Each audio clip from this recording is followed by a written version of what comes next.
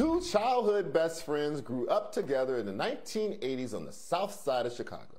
One is black and the other is white, and they recently decided to start a podcast called Some of My Best Friends Are, where they discuss race based on their individual experiences in America.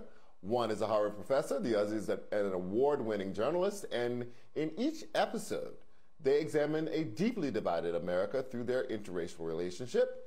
Joining me now to discuss are the hosts of the podcast Some of My Best Friends Are, Khalil Gibran Muhammad and Ben Austen. So, Khalil, tell me how you guys became best friends in the first place. Yeah, so we met when we were freshmen in high school, and I worked at a computer store, kind of at the cutting edge of retail computing when most people were still using typewriters. In any case, I broke my thumb. I needed some help labeling floppy disks, and in came Ben Austen, this tall, lanky, white Jewish kid who lived about 2 miles away from me, and we've been best friends ever since. I happened to be his boss at the beginning of the relationship, but we figured out how to work together. So Ben, you walk into some computer store in the 1980s. They have these giant fat back computers. And there's this kid working with a broken thumb. You know, how does the friendship grow, and what does it tell us about racial relations in America?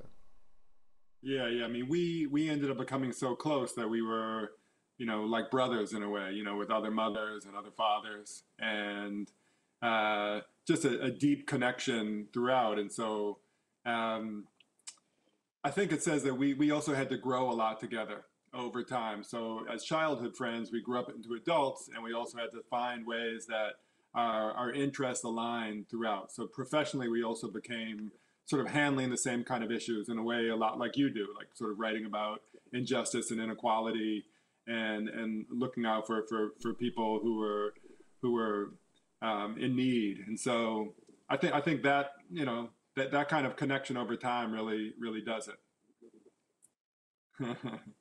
So, Khalil, the podcast universe is just expanding like the Big Bang just happened yesterday. There's so many every day, and there are quite a few on the issue of race. Why do you think that this one is needed, and how will it stand out in that crowd? Well, I think that we have something very unique to offer, which is a genuine, authentic relationship. We like to say that where there's Barry and Barack, there's Khalil and Ben, except we've actually known each other for 35 years. I was the only person at his wedding. I was the witness, the photographer, the best man, the only person at his reception. He was there when my first child was born. And more than anything, out of that friendship has grown this, as Ben has already said, this professional kinship where, we have navigated the racial terrain together, trying to figure it out. And of course, we share a lot in common, but Ben's a white guy, I'm a black guy. And so we do see things and experience things differently at times. And that's really helped us to learn from each other. And we want to share that experience with our listeners. So Ben, how far can personal relationships go in kind of helping and healing the issues around race in America when so many of the issues are systemic and institutional? Yes. Yeah, and you can see from the title of our show that we're also sending up that idea that a friendship is nowhere near enough to deal with the deep root issues. And so certainly our friendship is a model of how people can talk, but to get to the promised land, it's going to take much more than just having a buddy across racial lines. It's going to take, beyond that understanding and that kinship, it's going to take actually deep work. And so you're right to ask that question. I think that's something that we address all the time in the show, that we have this friendship, but it's a platform for us to address these issues that are deeper and systemic. Khalil, what is the toughest conversation on race that you and Ben have ever had to have?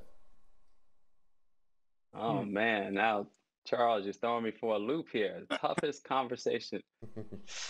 Honestly, this is part of the show in a way. Like the toughest conversations are ones that have to do with marriage and parenting, and finding happiness in a life that can be challenging. And so, in a way, the conceit of the show is that race is an organizing principle in our society. It frames the very ground that we walk on and the air that we breathe. But as human beings, we also share these life's joys and disappointments. And honestly, our toughest conversations have been more about those than they have been about the racism that we both fight against. Ben, I'm curious, do you believe that your relationship with Khalil, because you guys have gotten so close, you've known each other for so long, does race sometimes fall away? Do you forget that it's there? Do you become kind of race blind and also race conscious at times, or is it always a present discussion? Yeah. I feel like you kind of set me up on saying it's some kind of color blindness.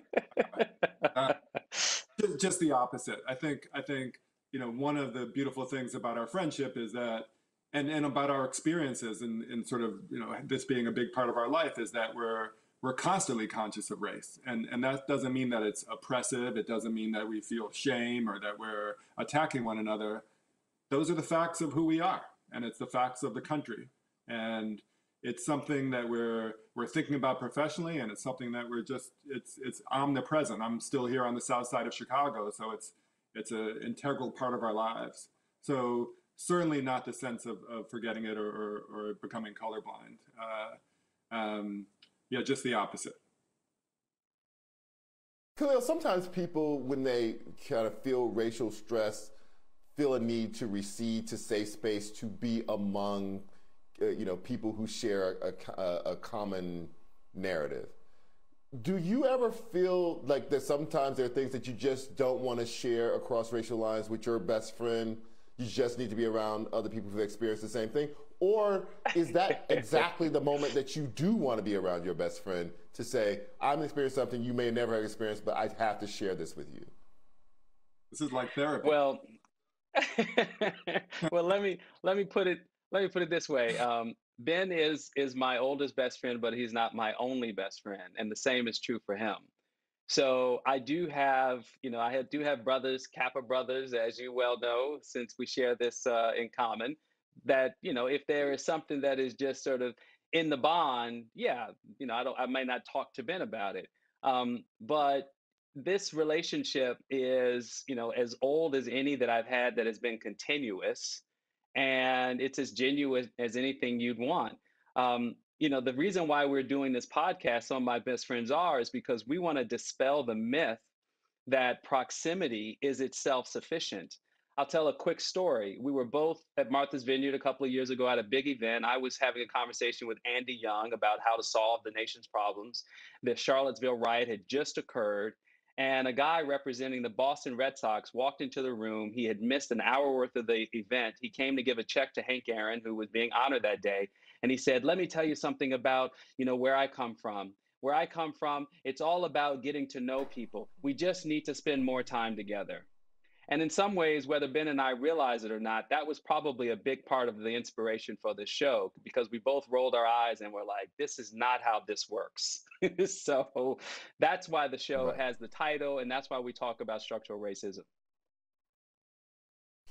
Some of my best friends have new podcasts, and their names are Khalil and Ben. Thank you guys for joining me. Good luck with the podcast. I really appreciate your time tonight.